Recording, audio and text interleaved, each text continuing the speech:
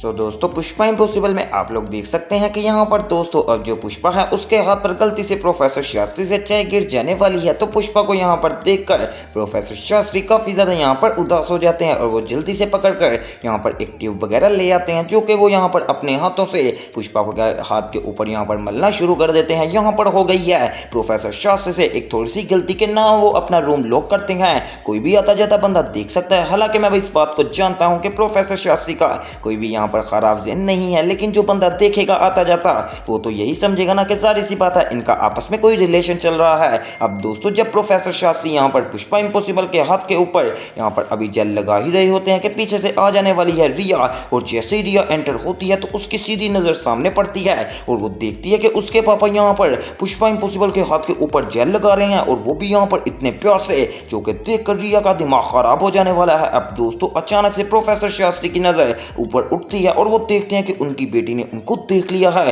अब दोस्तों जैसे यहाँ पर वो देखते हैं तो जो रिया है वो जल्दी से यहाँ से अपने आप को मूव ऑन करती है और यहाँ से चले जाना शुरू कर देती है। अब प्रोफेसर शास्त्री जब सारा सीन देख लेते हैं तो वो जल्दी से यहाँ पर पुष्पा का हाथ छोड़ते हैं और उठकर सीधा चले जाने वाले हैं अपनी बेटी के पीछे पीछे के जाकर मैं इसको बात को समझा तो पाऊँ, क्योंकि जाहिर सी बात है जब एक बंदा यहाँ पर अपनी आंखों देखो पर यकीन कर लेता है तो उसको पहले बात को समझना भी चाहिए। बिल्कुल इसी तरह यहाँ पर रिया ने कुछ ऐसा ही किया कि बस उसने यहाँ पर आंखों देखो पर यकीन कर लिया, अपने पापा की बात को नहीं समझा और ना ही सुनने की कोशिश की। तो दोस्तों प्रोफेसर शास्त्री उसके पीछे भागे ही चले जाते हैं और जैसे यहाँ पर वो भाग के चले जाते हैं तो फिर रिया इस टाइम में यहाँ पर फायर स्टॉप के ऊपर रुक गई थी। अब दोस्तों प्रोफेसर शास्त्री उसको पीछे से आवाज देते हैं और कहते हैं कि रिया बेटा बात तो सुन लो कि मसला क्या हुआ है, तुम तो मेरे से बात ही नहीं सुन रही, पहले बात सुनोगी तभी तो तुम्हें पता चलेगा कि आखिर क्या बात हुई थी, क्योंकि मैंने पुष्पा जी का हाथ पकड़ा हुआ था। तो दोस्तों रिया कहती है कि पापा मैं इतनी बेवकूफ नहीं हूं, मैंने ये आपको पहली मर्तबा नहीं देखा, बल्कि आज तक कितनी देर पहले भी मैंने आपको एक मर्तबा देखा था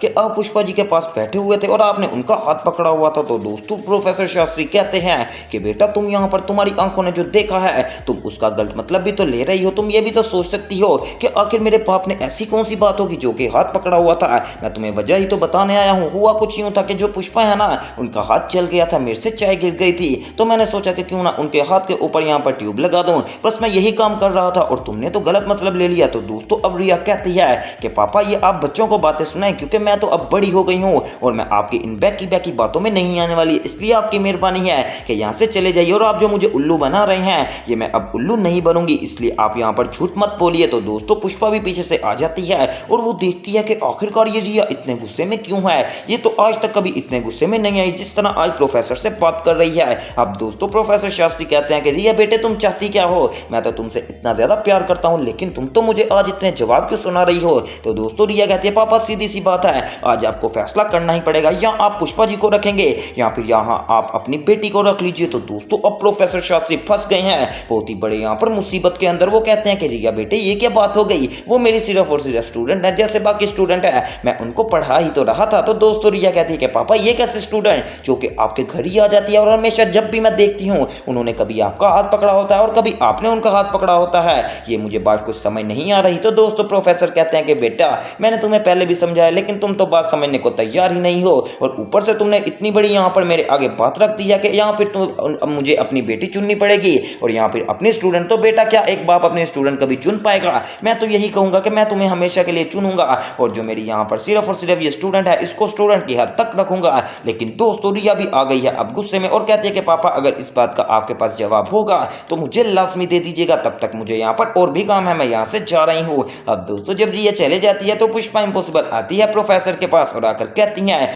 कि प्रोफेसर शास्त्री आपके साथ क्या हुआ कि आज आपकी बेटी आपके साथ इतने ज्यादा गुस्से में बात कर रही थी, आपने उसको मनाने की कोशिश भी की थी लेकिन उसने तो आपकी एक भी बात नहीं सुनी। तो दोस्तों प्रोफेसर कहते हैं कि पुष्पा जी उसने हमें देख लिया है, हालांकि हमारी गलत इंटेंशन नहीं थी, लेकिन हमेशा से जब भी आपसे मेरी जिंदगी में आई हुई है तब से यहाँ पर मुश्किलात बढ़ती ही जा रही हैं, और जब भी यहाँ पर मैं आपका हाथ पकड़ता हूँ या फिर आप मेरी केयर करने की कोशिश करती हैं तो मेरी बेटी यहाँ पर देख लेती है, हालांकि हमारी इंटेंशन गलत नहीं होती, लेकिन उसने तो वही समझना ना, जारी सी छिपाता है। मैं अभी अपनी बेटी को उसके दोस्त के साथ देखूंगा तो मैं तो यही समझूंगा जैसे इसका कोई रिलेशन हो। अब दोस्तों पुष्पा इम्पॉसिबल को प्रोफेसर शास्त्री सीधी सीधी खड़ी सुना देते हैं और पुष्पा इम्पॉसिबल बेचारी काफी ज्यादा इमोशनल हो जाती है और दिल में सोचती है कि मैं कितनी ज्यादा बुरी हूं कि मैंने प्रोफेसर की जिंदगी खराब कर दी। आइंदा के बाद मैं प्रोफेसर शास्त्री के किसी भी मामले में नहीं बोलूंगी। फिलहाल के लिए दोस्तों अब पुष्पा ने यहाँ पर पक्का ज़हन बना लिया है कि वो आइंदा कभी भी प्रोफेसर की बातों में नहीं बोलेगी और ना ही उनके खिलाफ कोई बात करेगी। तो उसी तरह दोस्तों अगर बात की जाए यहाँ पर जो जुगल जी हैं वो भगवान जी से प्रार्थना कर रहे होते हैं कि दोस्तों इतनी ही देर में दिलीप पटेल देख लेने वाला है और जैसे वो यहाँ पर प्रार्थना करके पीछे हटते हैं तो दिलीप कहता है हाँ तूने भगवान से क्या मांगा बेटी या बेटा।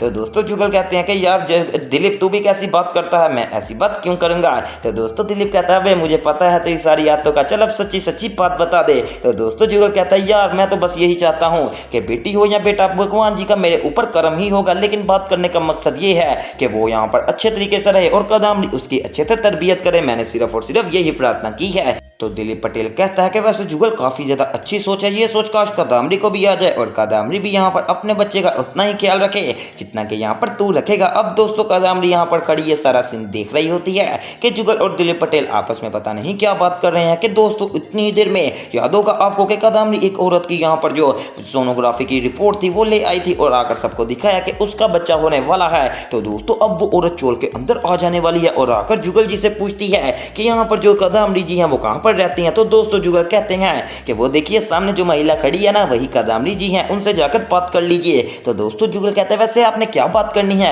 मुझे भी तो बताइए। अब दोस्तों यहाँ पर वो औरत अभी बताने ही वाली थी कि मेरी सोनोग्राफी की सारी रिपोर्ट कदामरी जी ले आई थी। तो दोस्तों इतनी ही देर में कदामरी भागी भागी आती है और आकर कहती है अरे बहन जी आप तो आ गई, यहाँ पर क्यों खड़ी हैं, चले जल्दी से अंदर है, मैं आप ही का वेट कर रही थी। अब दोस्तों कदामरी बहुत ही ज्यादा होशियारी के साथ उस औरत को अपना यहाँ पर हाथ पकड़ाती है और सीधा ले जाती है उसके कमरे में। तो दिलीप पटेल कहता है कि जुगल आखिरकार ये औरत कौन थी। तो दोस्तों जुगल कहता है होगी कोई कदामरी की जानने वाली, मैंने तो इस औरत को आज तक नहीं देखा, पता नहीं आखिरकार कौन ही थी। तो दोस्तों जुगल कहता है चल छोड़ यार दिलीप पटेल हमें क्या लगे, लेकिन ये कदामरी बहुत ही ज्यादा शातिर है, पहले तो एक दूसरे के घर खराब करती थी और अब दोस्तें बनाना भी शुरू कर दी हैं। अब दोस्तों जब यहाँ पर कदामरी कमरे में लेकर जाती है तो वो औरत कहती है कि बहन जी वो उस दिन गलती से मेरी सोनोग्राफी की रिपोर्ट लगता आप ले आई हैं। तो दोस्तों कदामरी कहती है अरे हाँ हाँ मुझे पता चल गया है, ये लीजिए आपकी रिपोर्ट मैंने संभाल कर रखी हुई थी, मुझे पता था कि आप एक दिन जरूर आएंगी और आकर अपनी रिपोर्ट ले जाएंगी, ये लीजिए मैंने आपकी रिपोर्ट को बहुत ज्यादा संभाल कर रखा है। अब दोस्तों यहाँ पर कदामरी उसको उसकी रिपोर्ट दे देने वाली है और वो जो बहन जी है वो कदामरी को कदामरी की रिपोर्ट दे देती है और कहती है कि बहुत बहुत शुक्रिया आपका,